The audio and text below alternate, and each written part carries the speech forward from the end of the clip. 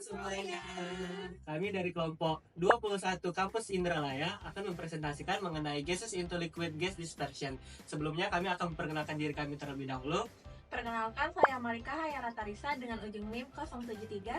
Saya Mutia Ramadhani dengan ujung NIM 031. Saya Muhammad Adrian dengan ujung NIM 093. Saya Arina dengan ujung NIM 046. Saya Sabila Karolita Galung dengan ujung NIM 024. Selamat menyaksikan. Tapi sebelum itu teman-teman udah tahu belum sih apa sih gas dispersion itu? Jadi gas dispersion itu merupakan suatu proses di mana kita akan mensuspensikan suatu gas ke dalam liquid yang mana akan menciptakan suatu suspensi gelembung-gelembung gas yang akan tersebar secara merata ke liquid yang tidak tercampur satu sama lain. Nah, gas dispersion ini itu bertujuan untuk meningkatkan efisiensi transfer massa dari kedua fasenya, baik dari gas ke liquid ataupun sebaliknya. Dan biasanya gas dispersion itu dibantu oleh suatu alat ataupun perangkat pencampur bersih tinggi dengan energi turbulen pada sistemnya, yang mana energi turbulen ini itu berfungsi untuk memecahkan tugas menjadi gelembung-gelembung udara kecil yang tadi itu akan tersebar ataupun terdispersi secara merata ke liquidnya. Ya, metode-metode gas dispersion sendiri itu ada yang namanya sparging, ada homogenisasi, ada injection, dan juga ada ultrasonifikasi, ada agitasi mekanis, dan juga ada reaktor fluidisasi atau fluidas reactor. Oke, baiklah, selanjutnya itu adalah alat-alat yang terkait mengenai gases into liquid gas dispersion. Yang pertama itu adalah agitated tank yang berfungsi sebagai wadah untuk proses pencampuran gas ke dalam cairan. Di sini prinsip kerjanya adalah menggunakan agitator untuk menciptakan turbulensi ke dalam cairan sehingga gas terdispersi lebih efektif dalam cairan. Dan untuk diameter dari agitated tank sendiri adalah 3 meter dan untuk dayanya itu adalah 0,8 kW per meter kubik. Baiklah, yang kedua itu adalah motor pengandung. Di sini berfungsi untuk menggerakkan agitator atau impeller dalam tangki untuk menciptakan turbulensi yang memungkinkan dispersi gas. Di sini prinsip kerjanya adalah mengubah energi listrik menjadi energi mekanik yang dapat memutar agitator atau impeller dalam tangki. Jadi untuk daya motor dari pengandung itu sendiri ada 3,55 HP dan untuk daya efisiensi motornya itu sendiri ada 80%. Untuk alat yang terakhir atau alat yang ketiga adalah impeller jenis turbin. Di sini berfungsi untuk menciptakan turbulensi yang memfasilitasi kontak antara gas dan cairan. Dan untuk prinsip kerjanya sendiri adalah mengalirkan gas dari bagian bawah turbin yang akan menuju ke bagian daun pengaduk kemudian menjadi gelembung gas. Dan untuk diameternya itu adalah 30-50% dari diameter tangki dengan panjang 0,875 meter, lebarnya 0,7 meter dan untuk tingginya sendiri adalah 3,5 meter. Dan untuk kecepatannya sendiri adalah 100 hingga 1500 rpm. Sekarang kita akan masuk ke prinsip kerjanya. Yang pertama itu kita menggunakan pengadukan yang menggunakan alat impeller. Nah, impeller ini berfungsi untuk menciptakan aliran turbulen di dalam cairan sehingga gas dapat terdispersi dengan baik. Nah, impeller ini terbagi menjadi dua, yaitu impeller aliran radial dan juga impeller aliran aksial. Impeller aliran radial mendorong fluida ke arah luar secara horizontal sehingga menciptakan turbulensi tinggi dan juga gaya geser yang besar. Nah, contohnya itu ada Raston turbin. Impeller aliran aksial mendorong fluida sejajar dengan poros ke atas atau ke bawah, menghasilkan aliran lebih seragam dengan gaya dorong yang tinggi. Nah, contohnya itu ada marine propeller. Selanjutnya yang kedua, itu ada dispersi gas. Nah, dispersi gas ini menggunakan sparger, yang dimana gas akan dimasukkan melalui sparger yang akan menghasilkan gelembung-gelembung kecil sehingga menyebabkan peningkatan adanya luas permukaan kontak antara gas dan juga cairan. Yang ketiga itu ada transfer massa. Nah, transfer massa ini menggunakan kelarutan gas, yang dimana gas yang terdispersi akan larut dalam cairan sesuai dengan kelarutannya. Dan yang kedua itu ada gradient konsentrasi. Nah, perbedaan konsentrasi antara gas dalam gelembung dan cairan mendorong difusi gas ke dalam cairan. Oke, karena kalian tadi udah dengar penjelasan mengenai gas dispersion beserta juga alat-alatnya dan juga prinsip kerjanya, mari kita aplikasikan ke dalam bentuk contoh soal. Contoh soalnya bisa kalian lihat sebagai berikut.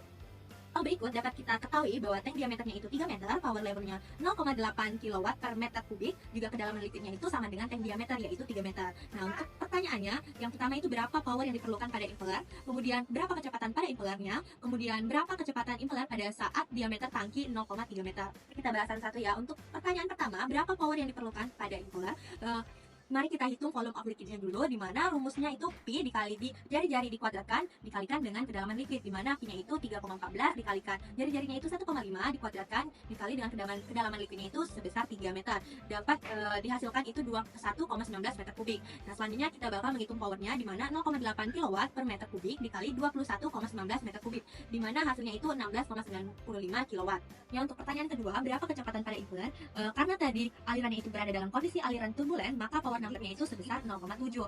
Nah, dengan rumus power numbernya itu sendiri, P dibagi rho dikali N pangkat 3 dikali diameter pangkat 5, di mana power numbernya tadi 0,7 sama dengan 16,95 kW dibagi 1000 dikali N pangkat 3 dikali diameter, yaitu 1 dipangkatkan 5. Nah, karena N-nya tadi belum diketahui, maka N pangkat 3-nya tadi dipindah ruaskan menjadi N pangkat 3 sama dengan 16,95 kali 10 pangkat 3 watt dibagi 1000 dikali 0,7 dikali 1 pangkat 5. Hasilnya itu adalah 2,89 Hz atau sama dengan 172,19 revolution per menit.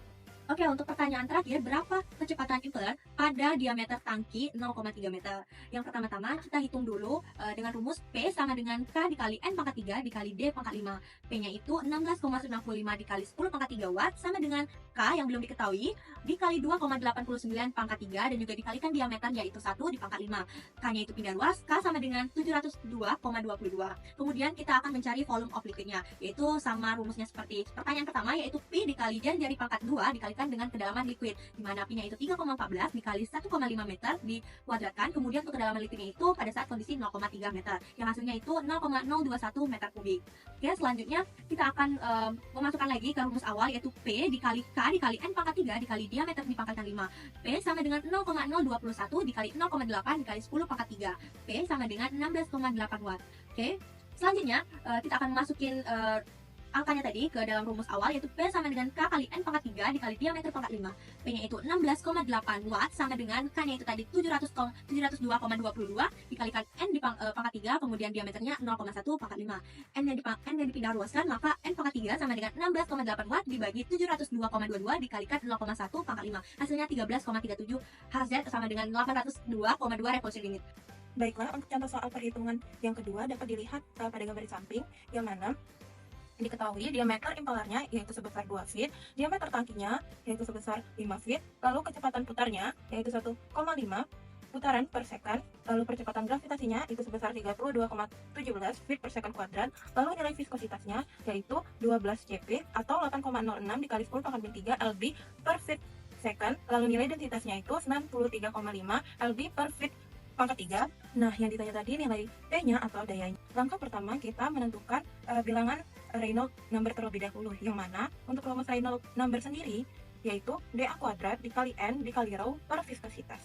Lalu kita substitusikan dengan nilai-nilai yang ada pada soal, lalu didapatkan untuk nilai Reynolds number-nya yaitu sebesar 69.603. Nah, nilai Reynolds number yang sudah kita dapatkan tadi melebihi 4.100, yang mana nilai Reynolds number-nya yaitu sebesar 69.603. Yang mana menandakan bahwa aliran pada turbin tersebut bersifat turbulen. Nah, kemudian setelah mendapatkan nilai Reynolds number tadi, kita dapat mencari power number-nya dengan menggunakan grafik pada layar. Nah, dari nilai Reynolds number ini kita dapat mengetahui power number-nya yaitu sekitar 6. Lalu, nilai power number ini menyatakan perbandingan tenaga yang dikonsumsi pengaduk terhadap gaya inersianya. Kemudian, kita masukkan rumus dayanya, lalu kita substitusikan nilai yang ada. Untuk menghitung daya, kita menggunakan rumus NP dikali rho dikali N pangkat 3 dikali D pangkat 5 dibagi gravitasi, yang mana kita substitusikan terlebih dahulu nilai-nilai yang ada pada soal. Nah, kemudian didapatkanlah nilai dayanya sebesar 1887,23 feet lb per second, yang mana kita konversikan ke HP, yaitu didapatkan sebesar 3,43 HP. Itulah tadi pemaparan materi dari kami. Sampai jumpa lain waktu. Bye-bye!